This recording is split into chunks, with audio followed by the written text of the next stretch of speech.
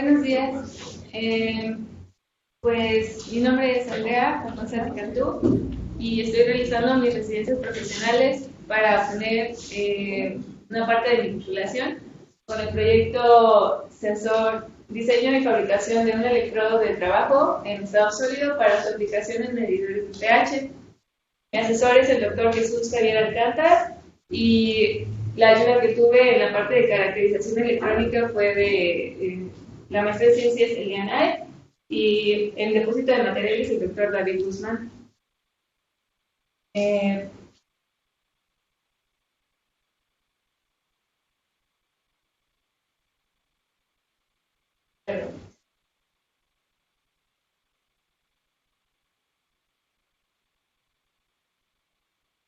bueno, primero que nada, les voy a enseñar una línea de tiempo. Yo estuve aquí desde el 5 de agosto y voy a culminar mis prácticas en febrero, el 7 de febrero. Eh, En agosto se realizaron pues las definiciones de materiales y el método de fabricación, así como el concepto de la medición de pH en estado sólido, porque realmente hay electrodos que son de vidrio y tiene cierta metodología para pasarlos al estado sólido. En septiembre se hizo la requisición de materiales, por ejemplo la plata, y se realizó el diseño del sensor, un sensor que iba a ser un tamaño más pequeño del que ya se hizo. Se elaboró la máscara de litografía y todas las técnicas se intentaron de litografía para que quedara el sensor, pero por una inoptimización del equipo o del laboratorio, pues no se llegó a concluir correctamente y salió mal, y además no llegó material. Una alternativa que propusimos fue elaborar un electrodo un poco más grande con shadow mask y en este mes también se realizó la caracterización para el electrodo de referencia que más adelante les voy a comentar. En diciembre pues ya se empezó a hacer el sensor, el proceso de fabricación, el depósito de todos los materiales y las pruebas de los electrolitos, todo lo que tiene que ver con las pruebas de fabricación y la caracterización electrónica se hizo en enero y un fechito de febrero. Bueno.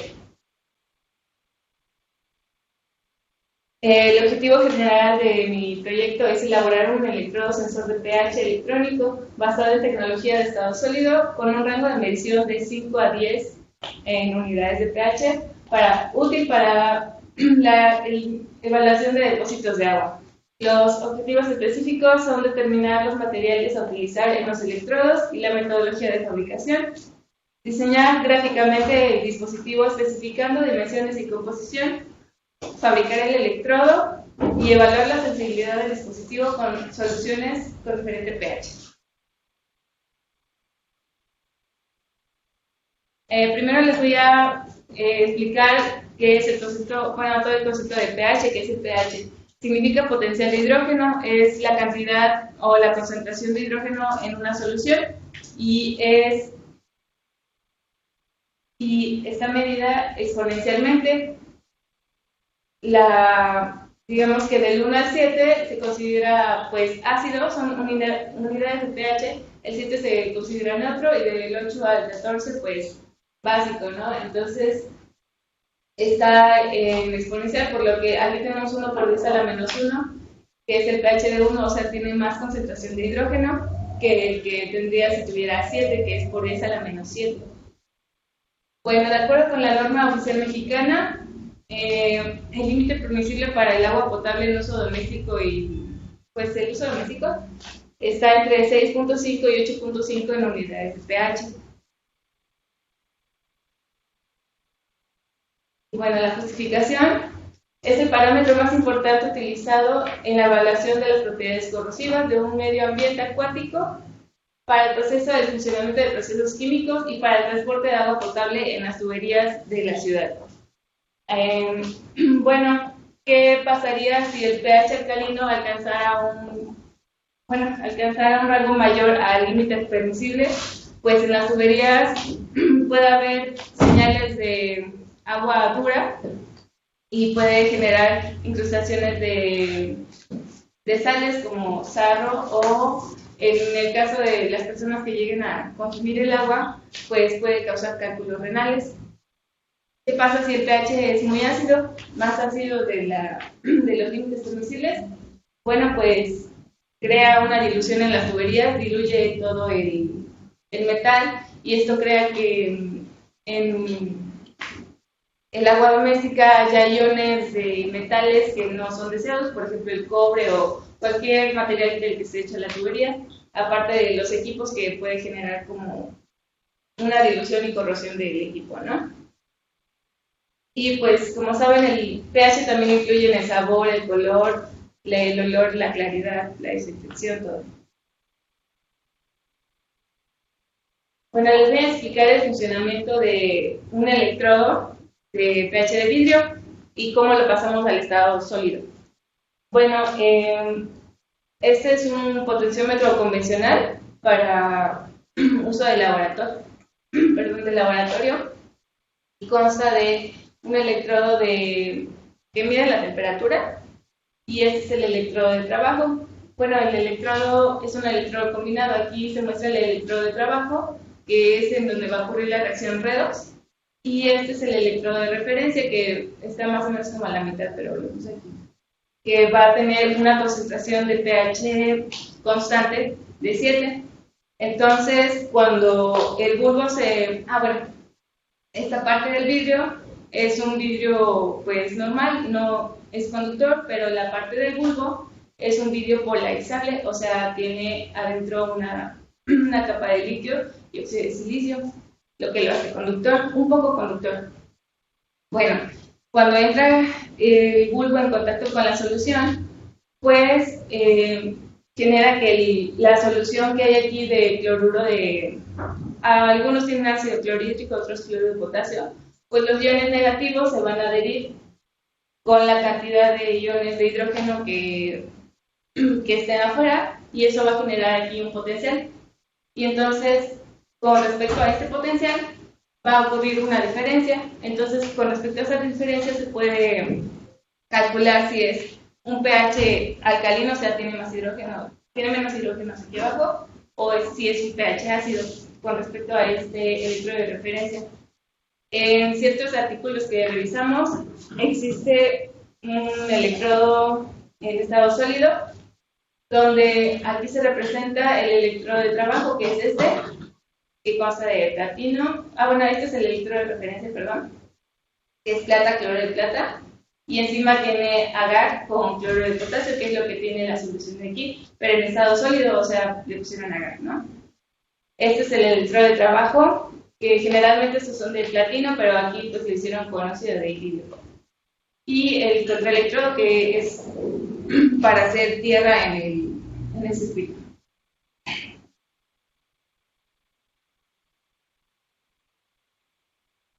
Y bueno, en este trabajo se intentó hacer con base en referencias bibliográficas. El litio es un material conductor y pues intentamos hacer, en vez de platino, el electrodo de trabajo, pues que sea con hito, ya que pues vemos que tiene una buena sensibilidad, o sea, alta, un rango de pH que puede ser desde 12 de 2 hasta 12, no todos los electrodos miden lo mismo, el mismo rango. SC significa calómetro, o sea, el electrodo de referencia de este sensor que hicieron es de mercurio. Actualmente ya casi no se usan los electrodos de referencia de mercurio porque son pues tóxicos. ¿Y cómo lo hicieron para llevar el electrolito al estado sólido? Pues le pusieron agar. El agar pues es comúnmente usado en microbiología para cuajar soluciones y sembrar bacterias. Pero la ventaja de esto es que tiene un pH cercano a 7 y eso lo podemos utilizar y su pH es muy fácil de cambiar. Por eso, al adicionar el KCl, que tiene un pH constante de 7, pues hacemos que el electrolito sea de pH 7.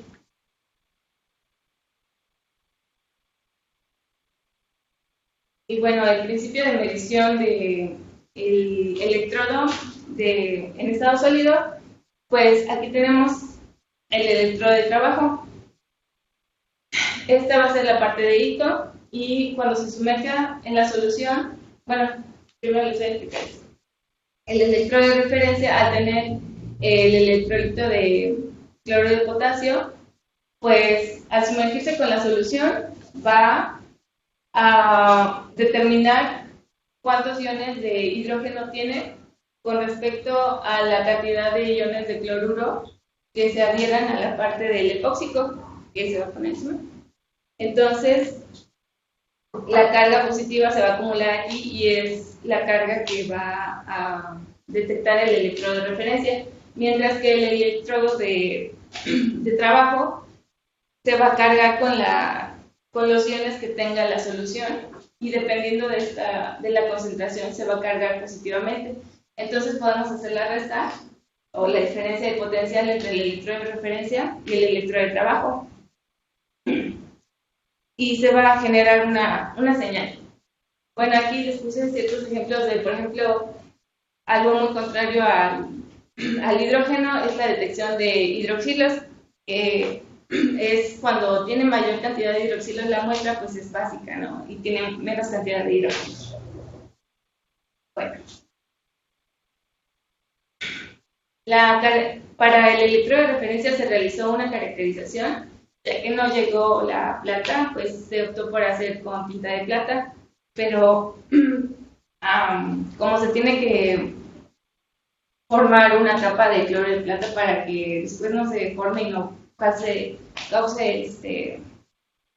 pues anormalidades, pues se realizó una caracterización con cloruro férrico y se fue variando la concentración primero se fue variando la concentración de cloruro férrico en agua y pues se hicieron primero 5 muestras.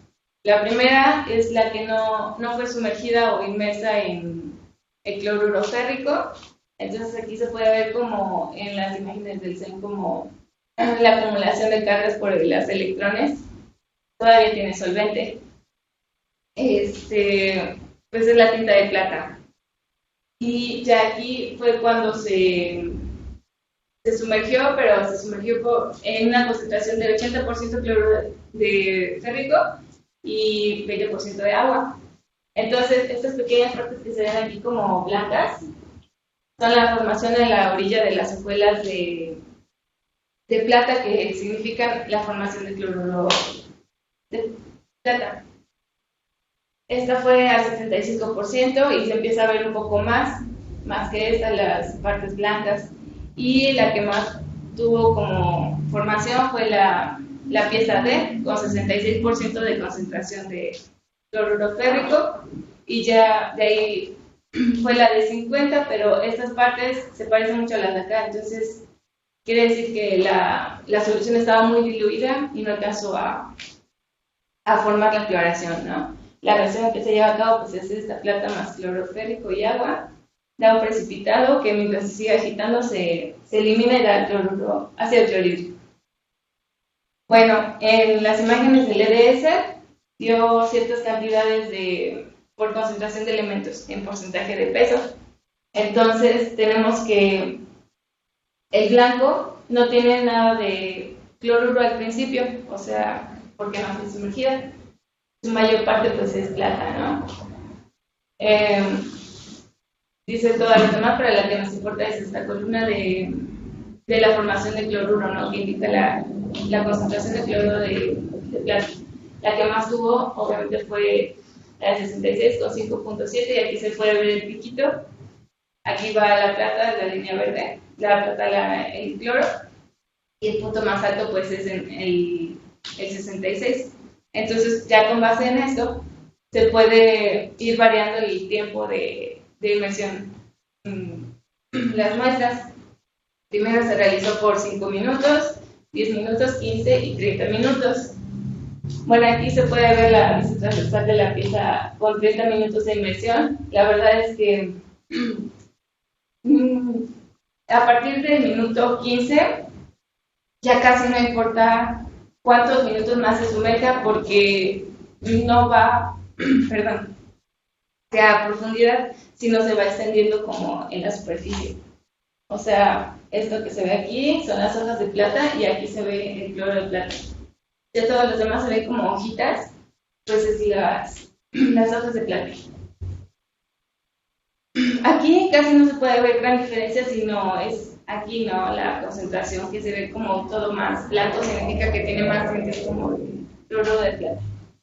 Bueno, en el análisis del EDS, pues se encontró que a los 15 minutos alcanza casi una estabilidad, o sea, no importa que se deje otros 15 minutos, solo va a cambiar unos 0.3 decimales de porcentaje, ¿no?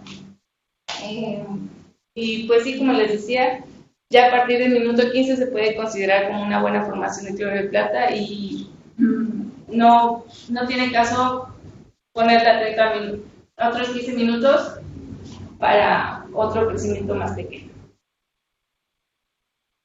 La preparación del agar se realizó, bueno, con 62 mililitros, se fue variando como que la concentración hasta que cuajara y medir el pH bien. 62 mililitros de cloruro de potasio, 3.5 molar, y la solución ya tenía 0.16 molar de cloruro de plata. Y se adicionaron en total 2.35 gramos de agar de papa destrosa, que es el de los más que se pueden cuajar más. Bueno, se fue a la UTEC para determinar el pH porque pues aquí el electrodo parecía que no daba señales. Entonces, pues aquí gracias a Víctor por llevarme a la UTEC para, pues nada más para determinar el pH, ¿no? El pH fue de 7.03 y cabe resaltar que la medida del pH cambia con respecto a la temperatura que tenga la solución. Por ejemplo, si está más caliente, es obvio que va a tener como más concentración de pH. Y si se analiza en una tabla, pues se puede ver que el 0.03 corresponde a una temperatura de 80, que más o menos estaba esta solución. Bueno, pues ya el proceso de fabricación fue por Shadow Mask.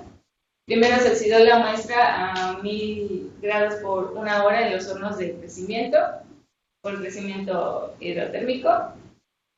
Se partió en tres. Después se depositó el titanio y el platino con la ayuda del doctor David. Bueno, fueron 23 nanómetros de titanio y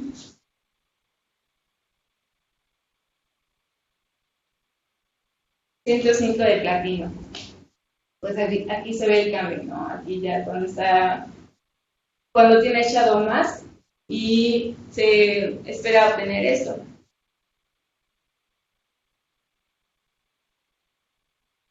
La formación del electrodo de referencia fue así como algo muy artesanal, porque la tinta de plata venía así como en un corrector. Entonces, pues se puso así aquí como una bolita de tinta y con la ayuda de un pedazo de silicio que como es muy lícito, pues como que se trató de hacerlo lo más lícito posible para que quedara sobre el electrodo, ¿no? Sin quitar el shadow mask.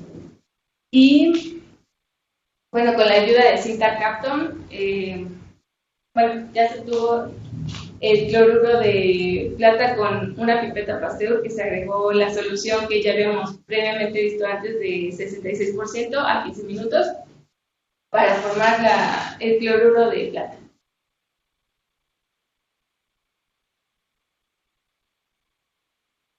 Después se depositó el hito en el electrodo de trabajo y en el estudio.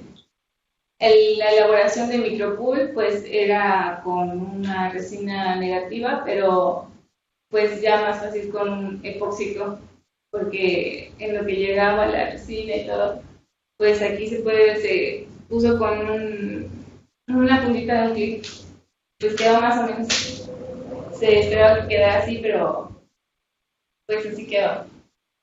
Y la adición del electrolito, primero se tiene que calentar la muestra porque no se puede tomar directamente porque ya está cuajado. Entonces se tiene que calentar para que se licúe, o sea, se vuelva líquido, y con una pipeta Pasteur rapidísimo, como que se tiene que poner como una gotita encima, porque si no se cuaja mismo, ahí mismo en la pipeta. Y después de esto, ya que está el agar aquí, pues se le pone otra vez el epóxico para que no tenga contacto con la solución.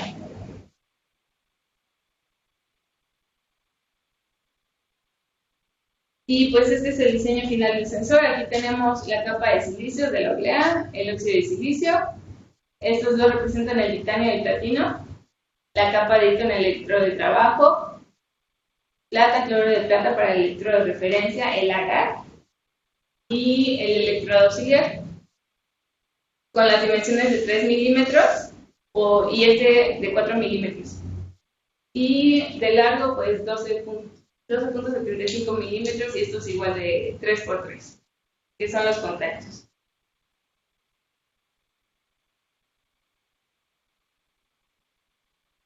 Y bueno, así hubiera querido que quedara así como bonito, cuadradito, pero pues quedó así. Aquí está el electrodo de trabajo, el agar con el epóxito, y el electrodo el contraelectrodo. Bueno, la caracterización electrónica me ayudó la maestra Eli.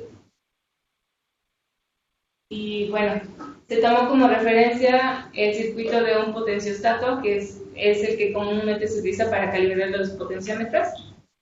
Aquí se puede ver la entrada del electrodo de auxiliar o contraelectrodo, el de referencia y el de trabajo. Aquí están 3 amplificadores operacionales y las resistencias.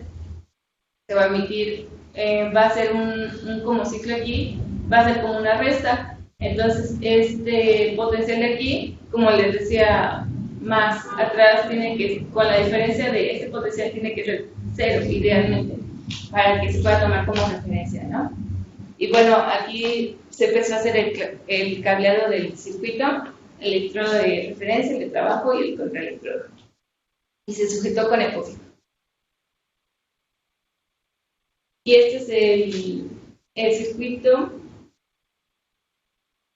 circuito que se utilizó, que es básicamente el anterior, pero pues morado, donde tenemos la salida, bueno, el puente donde va a estar el electrodo, el contraelectrodo, el electrodo de referencia y el electrodo de trabajo. Aquí es cuando se mete en la solución, va a crear como un puente que va a permitir que estos dos se conecten, y con los mismos amplificadores operacionales y la resistencia.